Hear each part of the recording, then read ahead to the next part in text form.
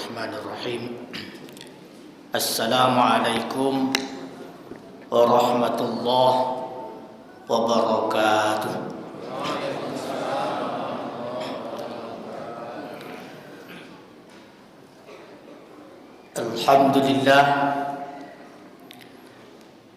Alhamdulillahilladzi anzala sakinata fi qulubil mu'minin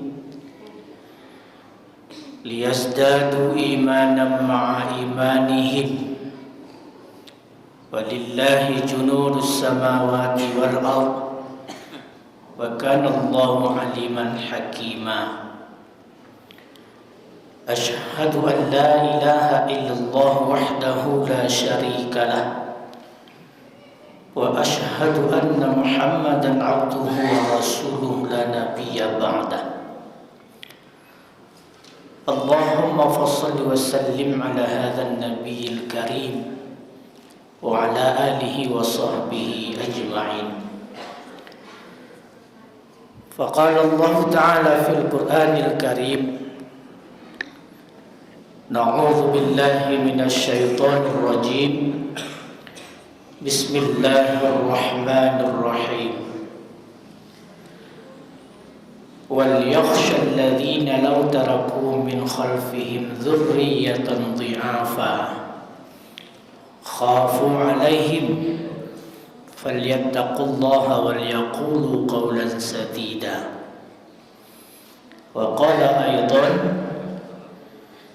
يَا أَيُّهَا الَّذِينَ آمَنُوا قُوا أَنفُسَكُمْ وَأَهْلِيكُمْ نَارًا وقودها الناس عليها والملائكة غلاظ شداد لا يعصون الله ما أمرهم ويفعلون ما يؤمرون.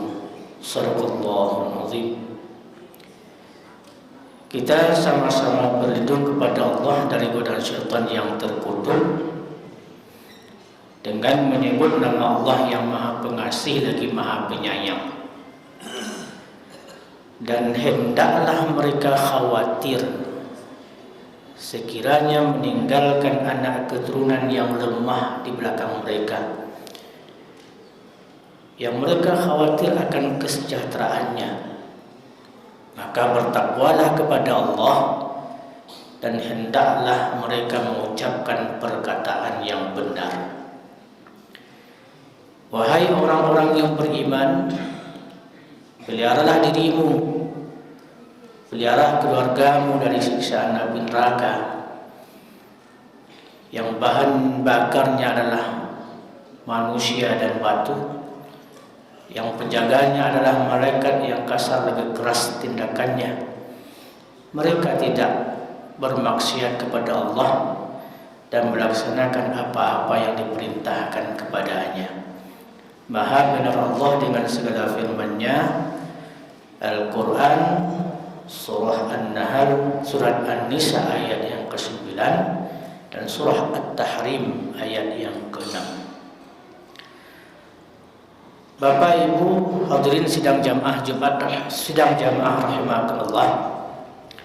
Pertama, kita bersyukur kepada Allah Subhanahu wa taala.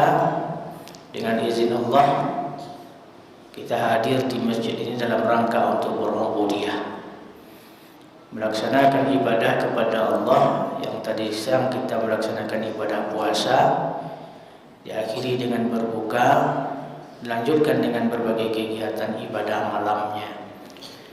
Tentu doa dan harapan kita Ibu Bapak, semoga ibadah yang kita lakukan diterima oleh Allah Subhanahu wa taala. Amin ya rabbal alamin. Salawat dan salam buat junjungan kita Rasulullah sallallahu alaihi wasallam. Allahumma salli ala Muhammad wa ala ali Muhammad. Assalamualaikum ya Rasulullah. Assalamualaikum ya Habiballah. Bapak Ibu jamaah rahimakumullah, malam ini bahasan atau kajian kita sesuai dengan apa yang ditetapkan oleh pengurus, yaitu berkenaan dengan kewajiban orang tua terhadap anak.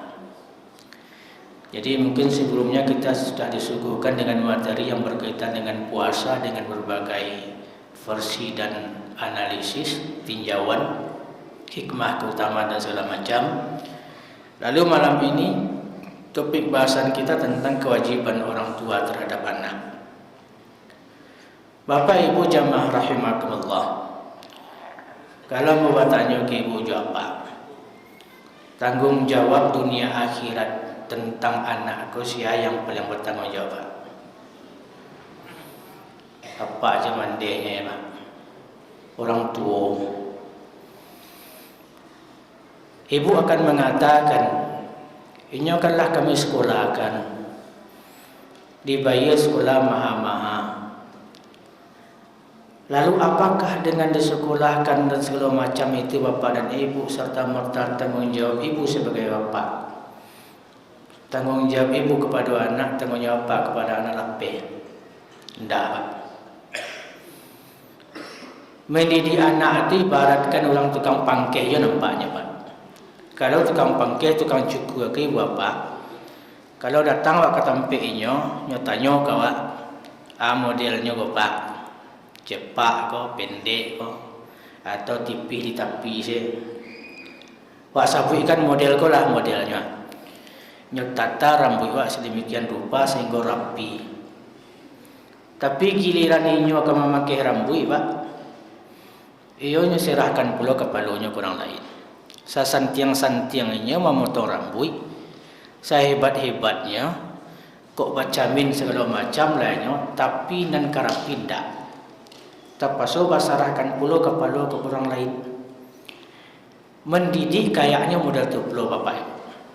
Walaupun ibu juga Pak berprofesi sebagai guru di SD, SMP, SMA atau mungkin dosen sekalipun, bergelar profesor dan segala macam.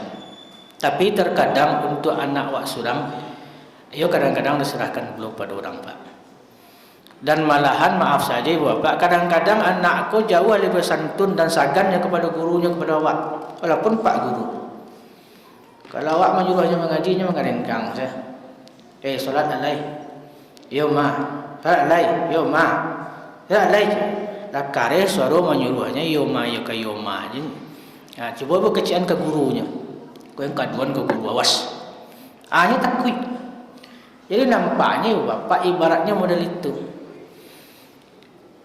Tapi walaupun diserahkan sedemikian rupa dididik di tempat dibina dalam lembaga pendidikan formal atau non formal, tetap tanggung jawab dunia akhirat itu adalah kepada orang tua Pak.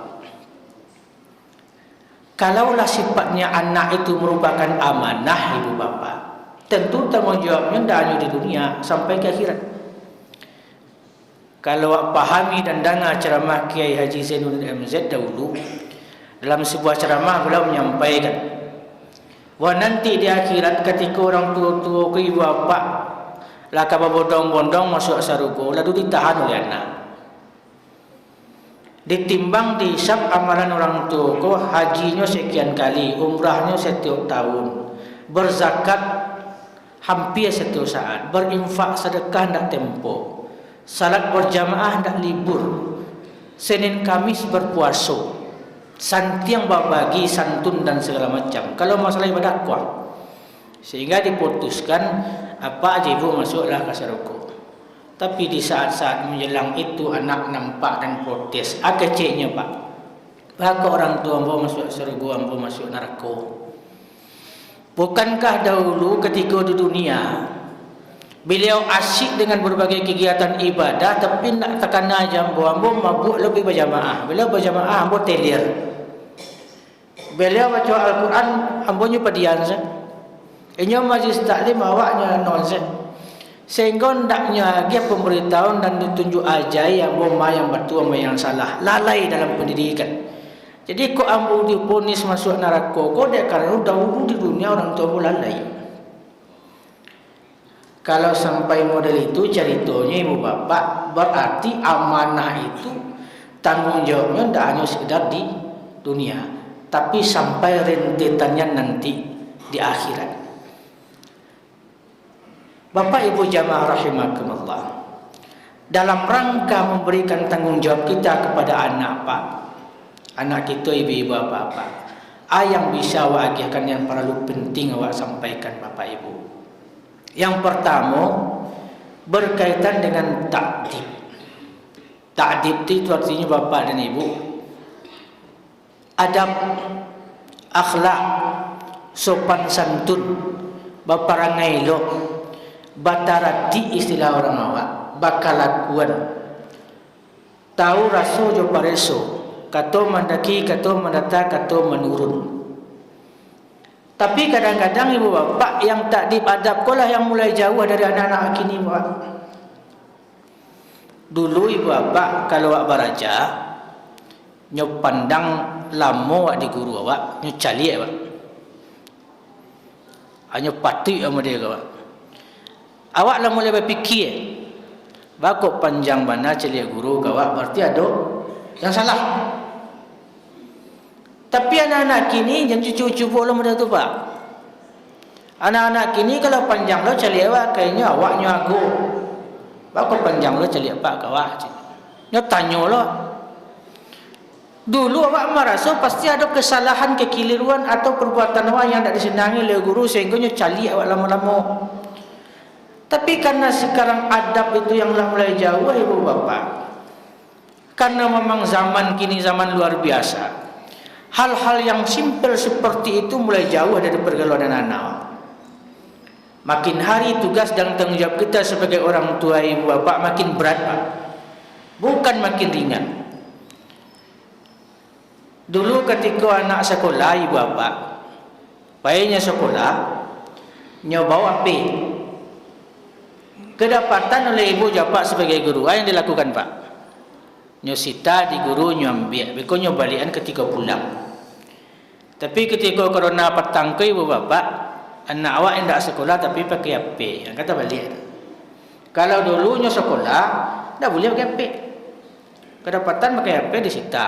Tapi ketika corona petang ke, dek sekolah-sekolah online, belajar online, inyo tak datang ke sekolah, tapi setiap nyo pakai HP. Namanya dunia internet itu bapak dan ibu nyo pas nilai. Informasi masuk seluruhnya, Pak.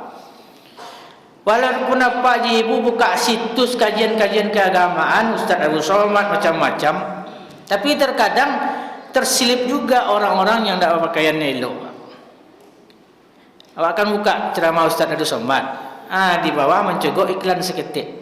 Ya namanya iklan kadang-kadang macam-macam. Ada pakaian tak sopan dan segala macam. Ba'a membatasi hal-hal yang seperti itu ibu bapa kalau belah bukan karena peran dari orang tua yang agak ekstra. Informasi itu masuk ke kamar, baca ibu menagahan, tak bisa, Pak. Itu artinya makin hari kehidupan kita, anak-anak remaja kita makin berat dan tanggung jawab kita sebagai orang tua juga makin berat. Makanya di zaman edan ke ibu bapa, kalau lain nama saya anak-anakku kamu saji, Pak. Lain nama saya ke surau, Pak. Walaupun terkadangnya bakal imota, Pak. Alhamdulillah, aramian anak.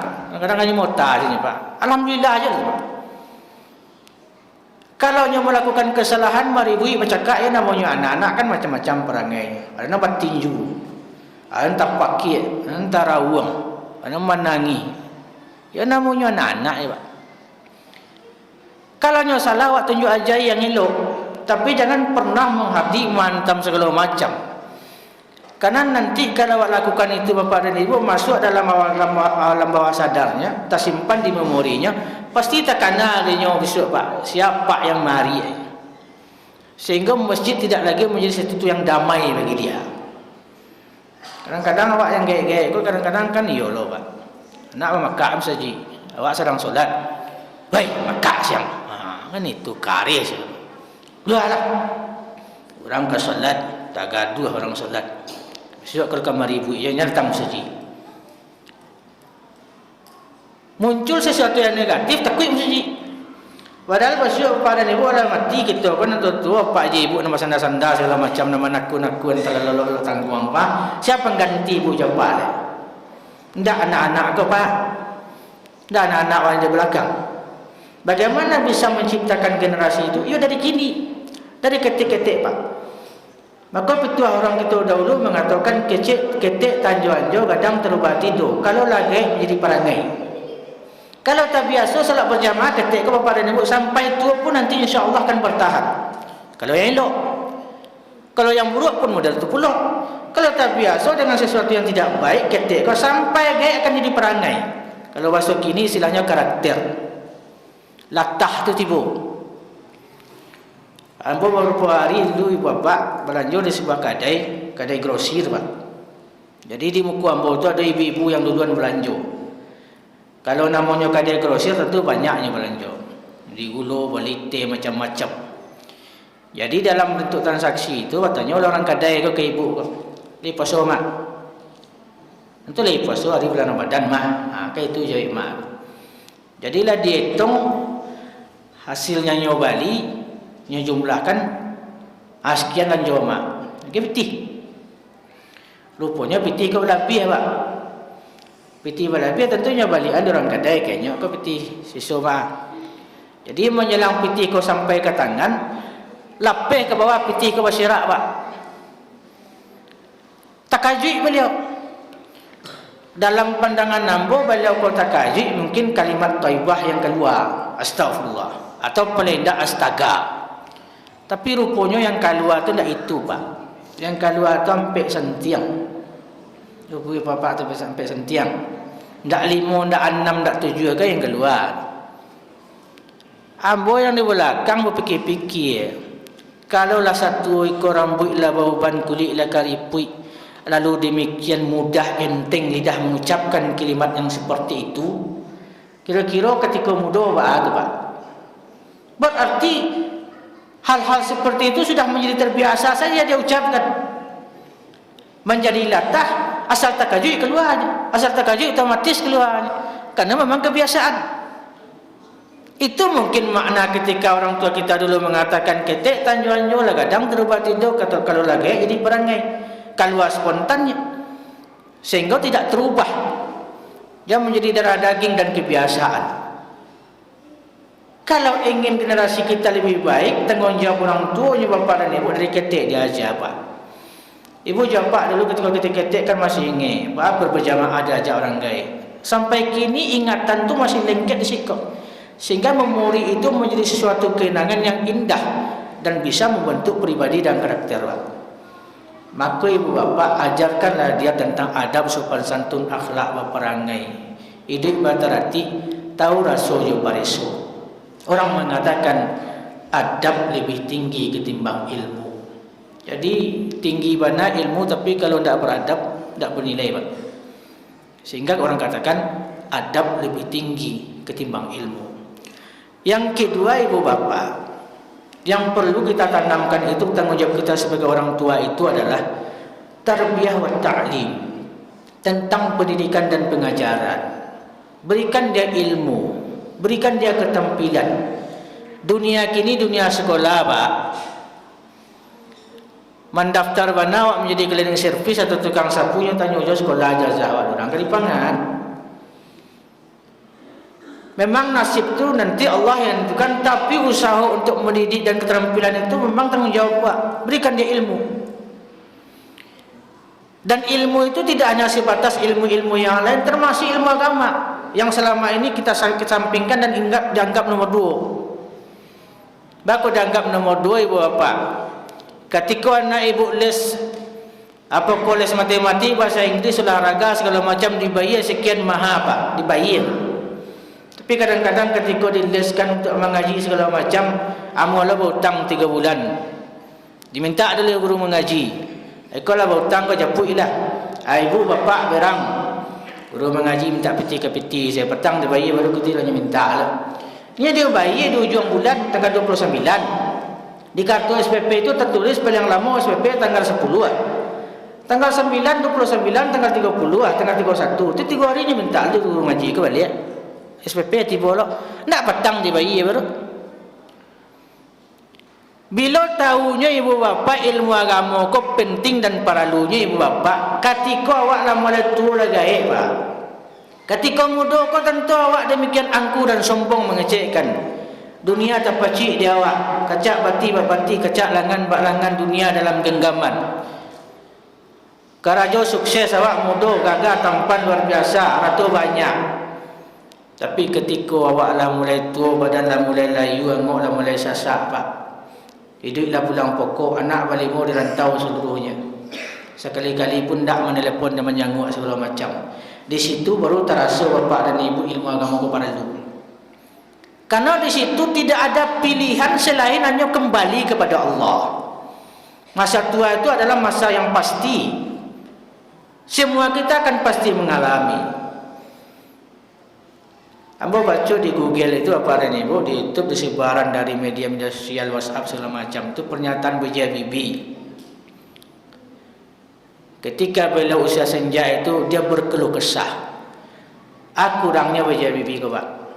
Presiden pernah, wakil presiden pernah, menteri sekian kali, ilmuwan, IQ-nya tidak sekedar cerdas loh pak, jenius, diakui dunia, cendekiawan muslim. Untuk persoalan dunia barangkali tidak ada kurangnya. Tapi kenapa di usia senja tetap berkeluh kesah? Berkeluh kesah dalam artian seakan-akan yang dapatkan selama ini tidak memberikan manfaat sama sekali. Memang ilmu agama juga yang memberikan bantuan dan manfaat. Inilah pulang pokok, anak dua tinggal di rantau orang. Istri yang mendampingi selama pokok lah meninggal, tinggal badan surang. Kemana badan nasib ketika dulu kan? Bukankah kembali kepada Allah yang terbaik? Kalau kini, ya luar biasa, awak berprestasi, badan kuat, badan gok, seakan-akan tak perlu. Tapi ketika badan layu, awak dah uzur, angok dah sasak, badan dah mulai karipui, uban dah memutih macam-macam, masuk-masuk penantian tulang pia tiba, di situ baru terasa ilmu agama penting. Kok meninggal mana nanti awak bapak dan ibu adalah aset yang awak tinggalkan anak yang soleh dan solehah, Pak. Kok meninggal mana awak nanti bapak dan ibu dunia kau tak akan bersedih kan dengan awak meninggal Pak. Meninggal mana awak ibu bapak dunia alam semesta kau tak akan berduka kan dengan awak meninggal Pak. Percayalah Pak kan tak. Berhenti orang makan dan minum gara-gara awak meninggal tak. Ekonomi akan tetap berjalan, kehidupan akan normal seperti biasa. Camih wak jasad wak kancur di dalam tanah segala macam bapak dan ibu. InsyaAllah kaum muslimin akan mengurus libur tetangga wak untuk mengurus jenazah wak. Itu pak. Mana pergi kerajo pak. Pergi tetanggamu meninggal. Sebenarnya kalau di Indonesia manuan bapak dan ibu liburnya tetangga itu supaya capek dan tan ke pusaro itu sebenarnya. Tidak akan bersedih. Nyetanggan baju waknya lutuci atribut yang ada di badan aku bapak dan ibu nyomandian nyukapani nyosalatkan masa-masa mau nyuantan ke tunggu hitam atau ke maha tempek yang wakan daki atau pasan wasiat segala macam. Lalu apa yang pertama berpisah dari kita? Nama Pak Profesor Dr. Haji dan segala macam di belakangnya 1001 gelar menandakan apa orang hebat. Nama akan tanggal Pak. Diumumkan di Masjid Qatul Ummah oleh orang, Assalamualaikum warahmatullahi wabarakatuh, Innalillahi wa inna ilaihi raji'un. Telah berpulang ke rahmatullah. Bapak itu umur sekian meninggal di Rumah Sakit M. Jamil. Terdengar dia Pak, saya yang meninggal. Bapak itu di mana kini? Hanya tanya Pak, di mana apa itu disemayamkan atau di mana jenazah disemayamkan?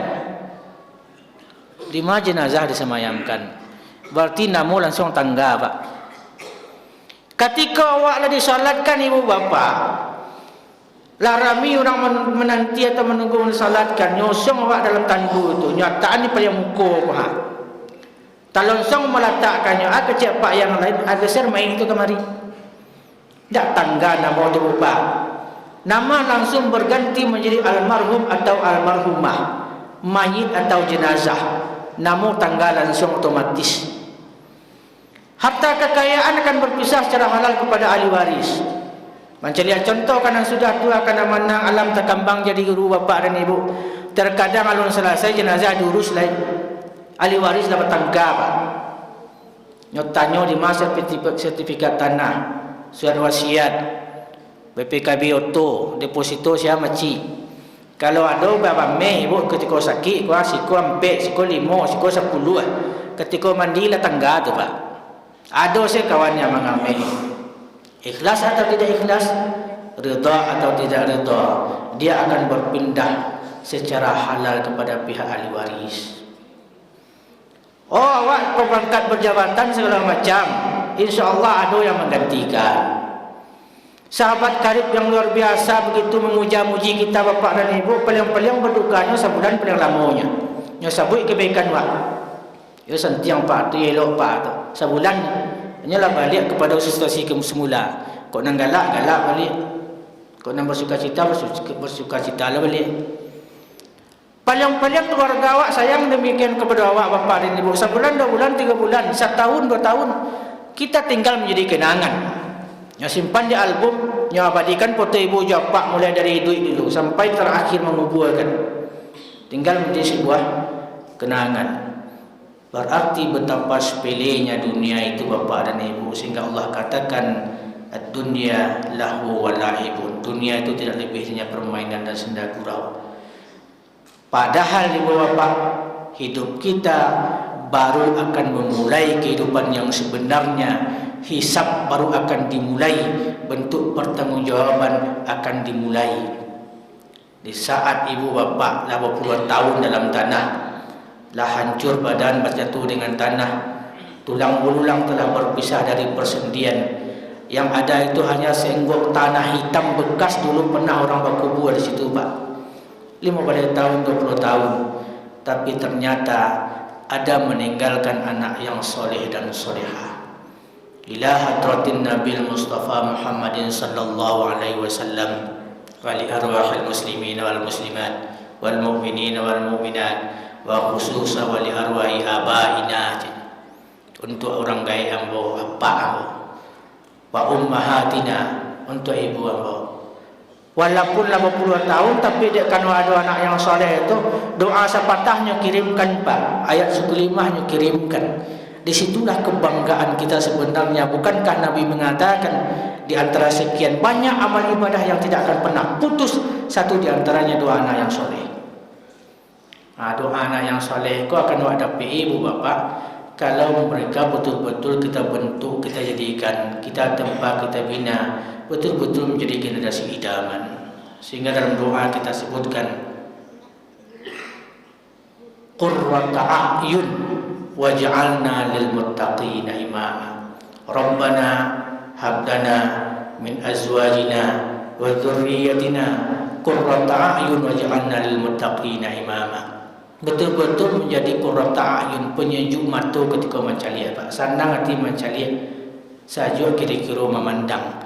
Itulah generasi dambaan. Siapa yang bertanggung jawab untuk mewujudkan itu bapak dan ibu? Kita orang tua. Kebanggaan aset yang paling berharga di antara keluarga dan harta yang kita miliki, satu di antaranya adalah ketika kita memiliki anak yang taat, anak yang soleh, anak yang solehah. Itulah kebanggaan pak. Kalau masalah ratu habis pak, masalah kekayaan bisa musnah. Tapi kalau anak soleh dan solehah yang pak tinggalkan, itulah yang nanti akan membantu di saat tidak ada lagi pertolongan.